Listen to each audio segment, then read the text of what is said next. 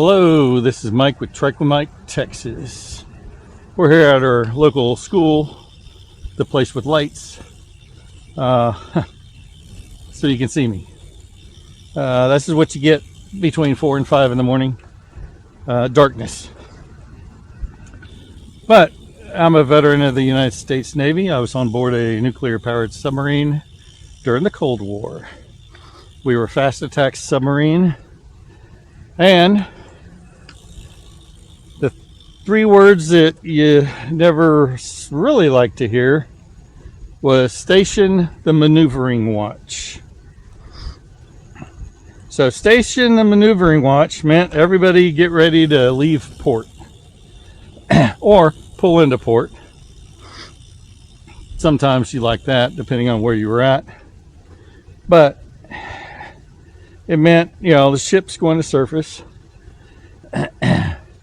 and we're going to go into port or leave port. So we're focusing on the leaving port today.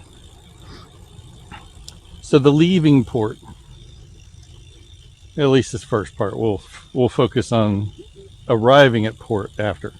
So when you're leaving port, everybody's, you got guys topside that handle the lines, get everything stowed.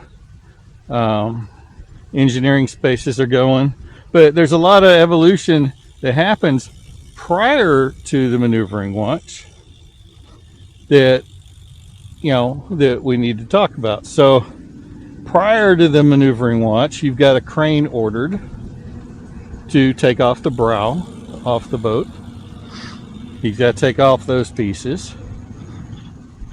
Your engineering guys, nuclear power guys, they have to come in extra early that day and turn on the power. In other words, turn on the reactor and get it going to where the ship is not being supported by shore power. So the electricians will plug in these huge plugs from shore into our aft escape trunk and plug in these huge cables for shore power. And then when we're in port, we're not running the reactor. That's how we're getting our power. But to shut down and start up the reactor, it's many hours of extra work. And those guys are, start early on those days and start bringing up the reactor. And once the reactor's brought up, they can disconnect the shore power.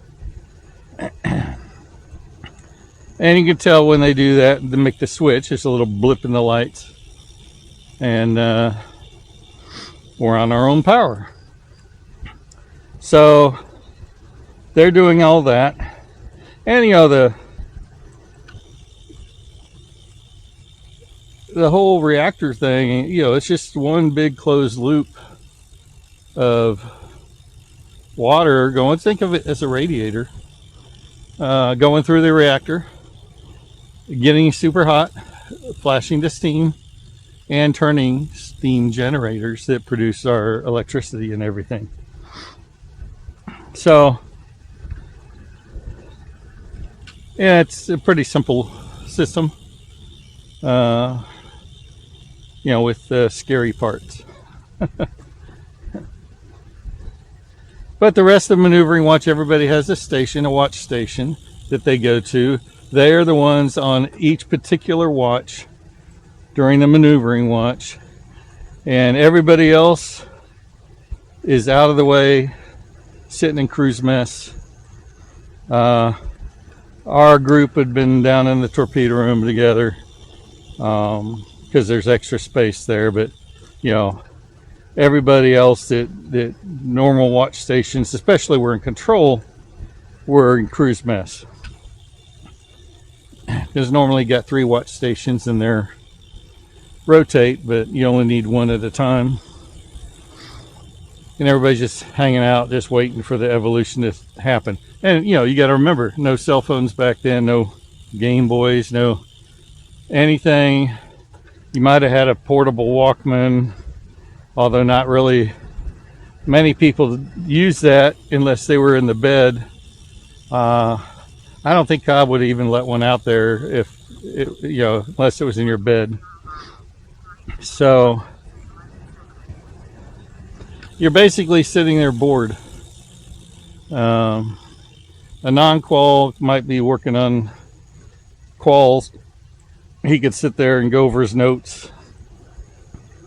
Maybe even get lucky and get a signature or two if he was ready. But that's what most of the people did. Now, for me, I was topside, which was honestly kind of the best place to be on a maneuvering watch. We never came in bad weather. They would just wait and delay the arrival or departure. San Diego didn't have much bad weather, but you would be topside, and your little, I think they were Keds, but that's what they look like, blue Keds. So there were our topside shoes that you wore, and you would just have a station. Mine was forward. I was in charge of the capstan when we were pulling into port or leaving port. I just helped stow away the forward lines, and these lines are thick, heavy. They're keeping a multi-thousand ton boat from getting rocked around on the pier, right?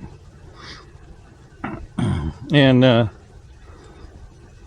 so leaving port, we'd have to wait for a tug. Single screw on a submarine prevented us from leaving easily on our own. Plus the prop is sticking in it's a very back thing on the sub, so you don't want to damage that. And so we would wait on a tugboat. And so tug would come, hook up to us. You only needed one. They would hook a line in front of the sail, so we would latch that. They would hook a line after the sail, so the guys back there would latch that. And then, we'd release our other lines from the dock. We had people on the dock that would, take them loose and throw them at us. We would open the locker, put the ropes in there, and then close the locker with a big wrench. And then we'd take the cleats that are sitting there on the boat. We would loosen them, and they would roll in to the boat so it's smooth across there. And tug would pull us out a little bit and get us out into the channel. Then we would release the lines from him, and then we would do the same rolling of the cleats there. And the entire time you got a K-Pock, one of those orange fluffy life vests. You got one of those on, and I'm pretty sure I remember.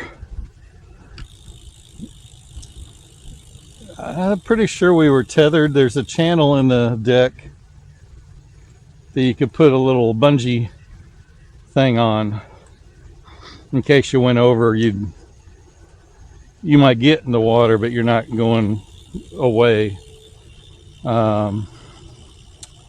We might have been using those. I don't recall. I think they were there. I don't remember how much we used them. That'd be a Cobb question. I know they were there. I know I've used them before for different things, but I don't recall if we actually used them during maneuvering watch. If a man overboard on the port side, somebody call it away because there's 50 people up there. And then the officer of the deck up top, he's up on top of the sail, he would hear that and then holler through the 1MC, man overboard port side, and the guy in the helm is immediately supposed to turn left at that point into the person so they don't encounter the screw. Oh, and they do an all stop. So hopefully if you fall in and you're going, the ship's going 5 miles an hour, whatever it is at that point, they turn the screw off before you get back there and become mincemeat. So, and going into port, yeah, so we secure everything, go down, secure the hatch, upper hatch, lower hatch, and we go out to a particular depth. We had to have so many feet before we dove as a general rule. And once we hit that, and San Diego wasn't too far, half hour, 45 minutes maybe. My buddy was on the East Coast. He said it was like 6 to 8 hours before they hit that depth. And sometimes it wasn't a fun ride. So, but San Diego was a quick, it goes deep fast out there. And then they would secure secure top side, put the clamshells back up, so smooth again. You're trying to get somewhat smooth. Basically you don't want anything to catch on the boat. Lines, critters. But they would secure the clamshells, secure the upper hatch, the lower hatch, and then certain valves had to be in certain positions and everything. Everybody checks that. Chief of the watch has a lot of stuff to do during that evolution, and then they make the decision to dive, and they'll announce dive, wooga wooga, dive, and then Chief of the watch would he would release the valves on the main ballast tanks, and we would just start submerging. And you want a fairly shallow angle on that, so you don't stick your screw out of the water, and off you are. Coming in, same thing, reverse process. Go up top side, connect the tug, pull into the port, throw the lines over, connect them, secure them.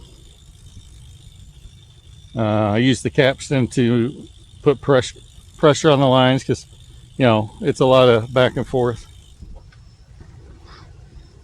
And so you're sitting there putting pressure on the line, releasing pressure to maintain your position. And the tug's helping you. So, and then the engineering guys get to stay late because it takes a while to shut down that reactor. And there were a few Liberty ports when we were there for days or a week that they didn't get as much Liberty. They had to stay and keep that thing running because they had no shore power for us. So that was fun. All right, well, thanks for watching.